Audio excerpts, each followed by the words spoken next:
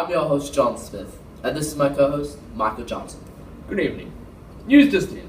The confrontation between the United States and the USSR has come to a conclusion due to unknown reasons. That's right. It has been observed that the United States have withdrawn their missiles in Turkey, and the USSR have withdrawn theirs in Cuba. We aren't sure why or how this crisis has been resolved, but nonetheless, grateful. In recognition of the puzzling resolution, our news broadcast tonight is dedicated to the events of the Cuban Missile Crisis. We'll be speaking to the Cuban leader, Fidel Castro, and American President John Kennedy to discuss their decisions and perspectives. Tonight, we will be re-enlightening the events of the past 13 days and illustrate how the Cold War had brought the world a step closer to nuclear war. The Cuban Missile Crisis, also known as the Missile Scare, was a 13-day confrontation between the United States and the Soviet Union concerning Soviet ballistic missile deployment in Cuba. After discovering the missiles, the US responded by attempting an invasion and blockading Cuba. The world underwent a fear of nuclear catastrophe. The American and Russian leaders quarreled to become the number one superpower of the world. In April 1961, America attempted an invasion of Cuba after the strengthened ties between Cuba and the Soviets started to unveil. The invasion was intended to overthrow Fidel Castro and his new communist government. 1,400 US soldiers formed the small army. However, they were vastly outnumbered and surrendered 2 days later. Coral reefs sank US ships, and a nearby Cuban radio station rallied communications. 114 American troops were killed. The Bay of Pigs invasion was evidently a humiliating failure for the United States of America. The decisions made by the nation's leaders had significant impact on the events that unfolded. Some tactics were failures, others were successful. The three major leaders of the Cuban Missile Crisis were American President John F. Kennedy, Cuban Prime Minister Fidel Castro, and Russian Premier of the USSR, and the First Secretary of the Communist Party, Nikita Khrushchev. Our interviewer, Gregory Mitchell, was able to interview Cuban leader Fidel Castro. The following interview reveals Castro's decisions and opinions regarding recent events and Cuban relations with the Soviet Union. Fidel, thanks for taking time out of your busy schedule to be here. No worries. Fidel, what was your involvement in the Cuban Missile Crisis? Well, in 1959, my revolutionary forces came to power. As a Cuban leader in 1960, we formally aligned ourselves with the Soviet Union. Then, in 1960, the US and JFK tried to overthrow me in their failed attempt in the Bay of Pigs invasion. To stop another possible US invasion, we accepted the Soviet Union's offer to install missiles in my own country, Cuba. How was your relationship with Soviet leader Nikita Khrushchev? My relationship with Nikita Khrushchev was pretty strong, obviously, as we formed an alliance with each other. During the Cuban Missile Crisis, I urged Khrushchev to defend Cuba by initiating a nuclear strike towards the US.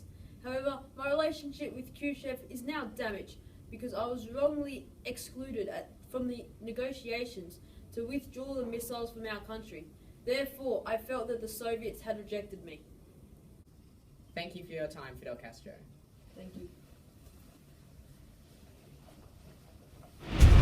As we all know, in a dramatic televised address to the American public, President John F. Kennedy announced that the Soviet Union had placed nuclear weapons within Cuba, and in response, the United States had established a blockade around the island to prevent any further offensive weapons entering Castro's state.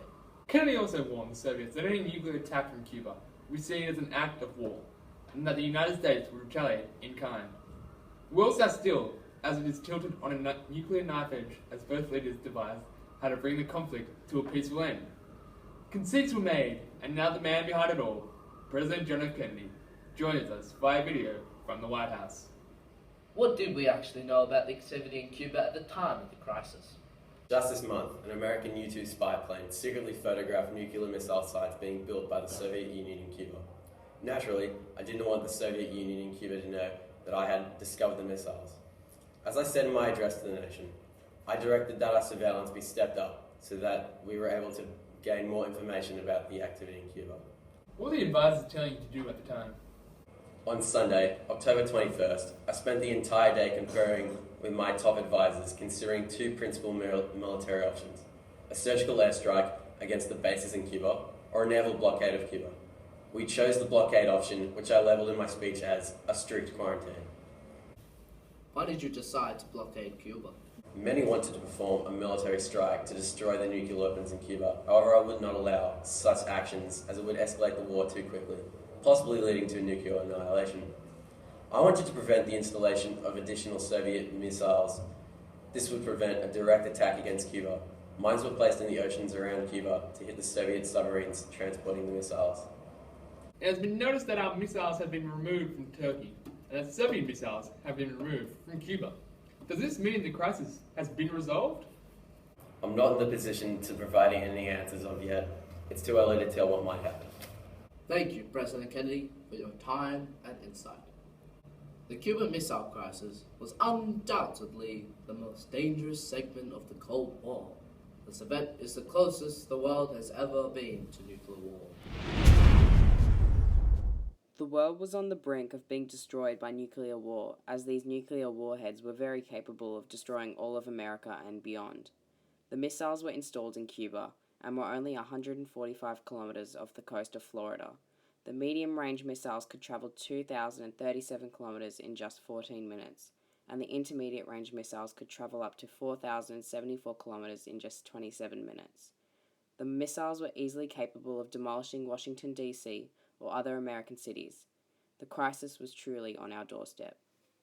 Well, that concludes our special news broadcast, re-enlightening the recent events of the Cuban Missile Crisis. We have spoken to Fidel Castro and President Kennedy to gain their own perspectives of the last 13 days. It appears that the crisis has been averted. However, if a definite conclusion is announced, be sure to hear about it on Channel 10 News. I'm John Smith. On behalf of myself and co-host Michael Johnson, don't have a good night, America. Have a great night.